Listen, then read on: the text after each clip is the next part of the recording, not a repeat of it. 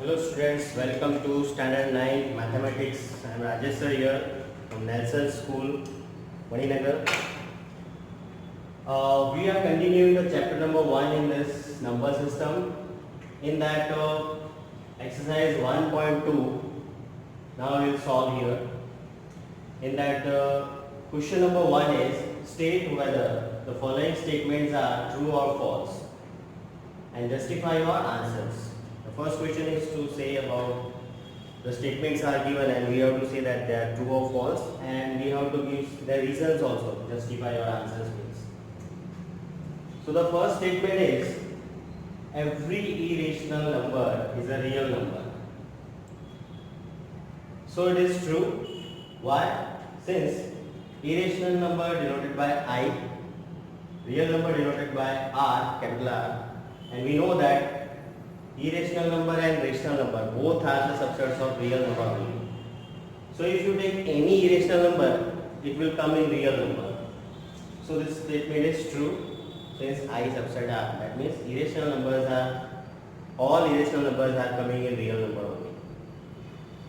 Then second number statement we have every point on the number line is of the form root n, where m is a natural number.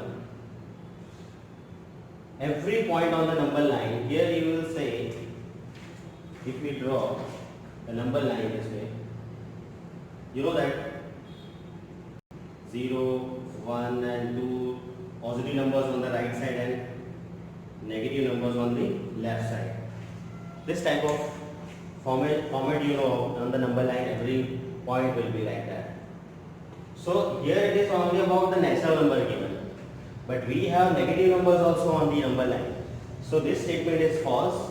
Reason we will write because the square root, the form is given of natural number will not be a negative number. Right? If we take any natural number in the square root, it will not give us a negative number. And we know that negative numbers are also on the number line. And here it is every point on the number line is in this form. So it is not possible. So we will write that this is the false statement. Right? Third is every real number is an irrational number. This is you can understand first and third. In first, every irrational is real given. Here every real is irrational given. So it is false. Since every real number means real number is not a subset of I, irrational number. Every real number will not be the irrational number. One example is also taken here. Like 2 belongs to R. 2 is a real number. But 2 is not an irrational number.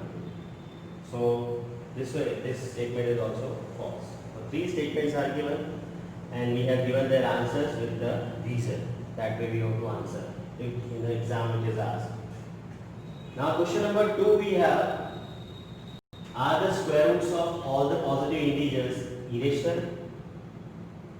If not, give an example of the square root of a number that is a rational number. So the first question here up to that the square root of all positive integers is irrational. So our answer is no.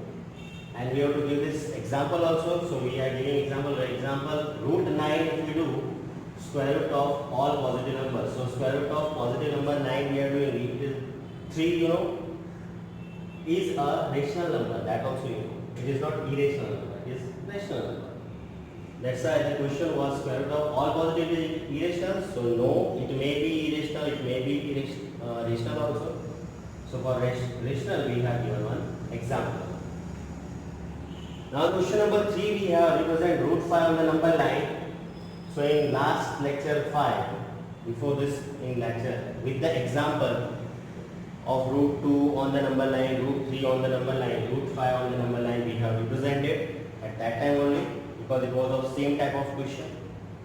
And question number 4 we have in exercise 1.2, it is class activity we have. And this also we have discussed in last lecture actually as spiral method. So what you have to do by this spiral method, we can locate root 2, root 3, root 5, root 6, root 7 and so on. All numbers in root form we can represent on the number line.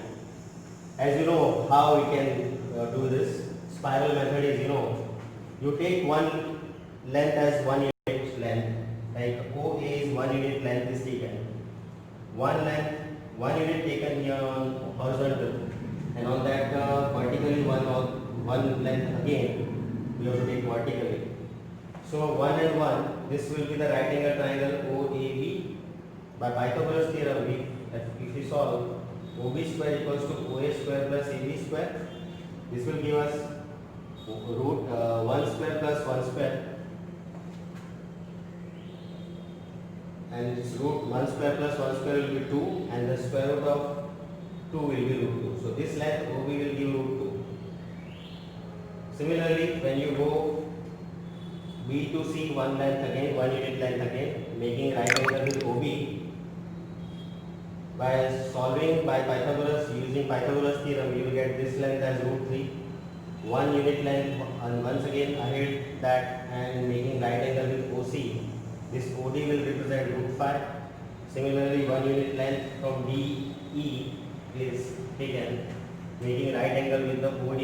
So this OE will represent root 5, and so on. If you will draw again and again a right angle of 1 unit length, you will get the next to next root 6, root 7, root 8 diagonal. So this way spiral method is called, because finally you will get this type of spiral structure making this way. So it is the class activity you have. So you also go up to root 7, root 8, root 9, up to where you want to go. But at least root 5 you show it. Okay. Thank you.